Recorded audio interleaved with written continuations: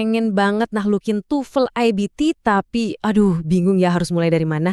Tenang, tenang. Di sini kita bakal bedah tuntas peta jalannya yang jelas dan gampang diikuti khusus buat kamu yang pemula biar bisa jago di tes ini. Iya, ngelihat format tesnya yang panjang, materinya yang super akademis, emang bisa bikin ciut nyali kan? Rasanya tuh kayak lagi mau ngadepin bos terakhir di game, ya kan? Nah kalau kamu ngerasa gitu, santai aja, itu wajar banget kok. Tapi, hey, setiap bos itu pasti punya kelemahan. Nah, daripada pusing mikirin susahnya, mending kita fokus ke solusinya yuk. Anggap aja pembahasan kita kali ini tuh semacam strategy guide, peta rahasia buat menaklukkan tantangan ini. Oke, jadi sebenarnya apa sih tantangan level boss ini? TOEFL itu bukan sekedar tes biasa loh. Ini tuh ibaratnya kunci gerbang utama buat kamu yang pengen studi ke luar negeri, dapetin beasiswa impian, atau bahkan punya karir global. Makanya persiapannya harus matang banget. Intinya gini, TOEFL IBT itu mau ngecek kamu udah siap belum sih buat survive dan sukses di lingkungan kuliah yang pakai bahasa Inggris. Jadi ini bukan soal aksen kamu harus kayak native speaker, ya. Sama sekali bukan. Ini murni tentang seberapa jago kamu paham dan ngobrol dalam konteks akademis. Nah, kayak di misi manapun, langkah pertama itu kita harus kenal sama medannya. Ibaratnya kita intip dulu nih arena pertarungannya. Kalau kita tahu apa yang bakal kita hadapi di setiap bagian, kita pasti bakal jauh lebih siap dan pede. Dan ini dia 4 pilar utama TOEFL IBT. Reading, listening, speaking, dan writing. Gampangnya, reading sama listening itu nguji seberapa jago kamu menyerap informasi. Sementara speaking sama writing itu nguji seberapa jago kamu memproduksi bahasa. Kunci suksesnya, kamu harus seimbangin persiapan buat keempat-empatnya. Jangan ada yang timpang ya. Oke, medannya udah kita petain. Sekarang, waktunya kita nyiapin senjata. Keterampilan inti ini fondasinya. Tanpa fondasi yang kuat, strategi sekeren apapun ya nggak bakal jalan kan? Lihat deh, fondasinya itu dibangun dari hal-hal simpel yang bisa kamu jadiin kebiasaan sehari-hari.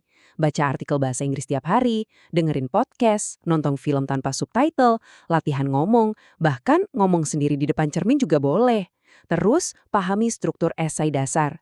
Justru hal-hal kecil yang dilakuin konsisten inilah yang pelan-pelan bakal ngebangun otot bahasa Inggris kamu. Nah, ini nih tips penting banget. Banyak banget yang kejebak di sini. Nyoba ngapalin ratusan vocab dalam semalam. Wah, itu nggak efektif sama sekali. Jauh lebih bagus kalau kamu nambahin kosakata sedikit demi sedikit tapi rutin. Dengan begitu, kata-kata barunya tuh beneran nempel di otak, bukan cuma numpang lewat. Contohnya kayak gini nih, kata-kata kayak abundant, coalesce, atau integral, ini tipe-tipe kosakata akademis yang sering banget nongol di TOEFL. Coba deh pelajarin beberapa kata kayak gini tiap hari. Dan yang paling penting, coba pakai dalam kalimat. Dijamin, bedanya bakal kerasa banget. Oke, fondasi udah siap. Sekarang waktunya kita bikin rencana pertempuran yang jelas dan fokus. Yuk kita intip bareng-barang rencana 30 hari yang bisa ngubah skill dasar kamu jadi kesiapan level dewa. Peta jalannya tuh udah terstruktur banget. Tiap minggu ada fokusnya sendiri. Minggu pertama kita cek dulu kemampuan awal, fokus ke reading and listening. Minggu kedua kita dalemin strategi speaking and writing. Minggu ketiga waktunya mock test. Kita cari tahu mana aja yang masih lemah. Dan minggu keempat tinggal poles-poles semua skill dan simulasi hari H. Jelas banget kan alurnya? Dan yang paling penting, ini realistis banget. Kamu cuma perlu nyisiin waktu sekitar 2-3 jam aja setiap hari. Kuncinya itu bukan belajar non-stop dari pagi sampai malam, tapi belajar cerdas dan konsisten. Itu yang paling ngaruh. Nah, ada satu elemen yang super penting dari rencana ini. Jangan pernah sekali-kali ngeremehin kekuatan mock test atau tes tiruan. Ini bukan cuma soal latihan ngerjain soal ya. Ini juga latihan buat mental kamu biar tahan banting. Kamu jadi terbiasa sama tekanan waktu. Jadi pas hari H nanti udah nggak kaget lagi. Nah, ini dia nih, bagian yang seringkali jadi pembeda antara skor yang biasa-biasa aja sama skor yang tinggi banget. Ini bukan cuma soal seberapa banyak kamu latihan, tapi seberapa pintar kamu belajar dari setiap kesalahan yang kamu buat. Terus pertanyaannya, gimana caranya ngubah kesalahan jadi kekuatan? Jawabannya ada di satu alat yang kelihatannya simple, tapi wah, ampuh banget. Kenalin namanya catatan kesalahan atau error log. Konsepnya sederhana banget. Tiap kali kamu salah jawab, langsung catat. Tujuannya bukan buat bikin kamu ngerasa bersalah ya, tapi buat ngumpulin data. Kamu jadi tahu, oh ternyata aku sering salah di bagian ini toh. Dari situ, kamu masuk ke siklus perbaikan. Pertama, catat kesalahannya. Kedua, bikin latihan-latihan kecil yang fokus buat ngerjain soal sejenis.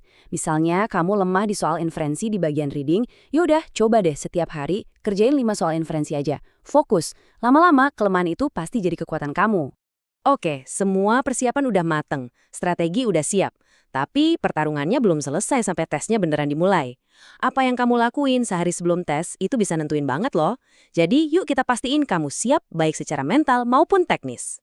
Ini dia, checklist simple biar kamu nggak cemas pas hari H. Cek dulu semua perangkat teknologi kamu, pastiin berfungsi. Siapin ruangan yang tenang, bebas gangguan. Dan yang paling krusial, tidur yang cukup dan jangan SKS, alias sistem kebut semalam. Cukup review ringan aja. Jadi, pas tes, fokus kamu bisa 100% ke soal, bukan ke hal-hal lain. Dan pada akhirnya, coba deh ingat lagi gambaran besarnya. TOEFL itu cuma alat, cuma batu loncatan. Tujuan utamanya itu adalah kepercayaan diri kamu buat bisa berkomunikasi secara global. Skor tinggi itu penting, tentu. Tapi rasa percaya diri yang kamu dapetin, itu hadiah yang sesungguhnya. Jadi, sekarang semua strateginya udah ada di tangan kamu. Pertanyaannya kembali ke kamu nih, apa langkah pertama yang bakal kamu ambil? Mau mulai baca artikel bahasa Inggris hari ini? Atau coba kerjain beberapa soal latihan? Atau mungkin langsung bikin rencana 30 hari kamu? Perjalanan kamu menuju panggung dunia dimulai sekarang. Langkah pertamanya terserah kamu.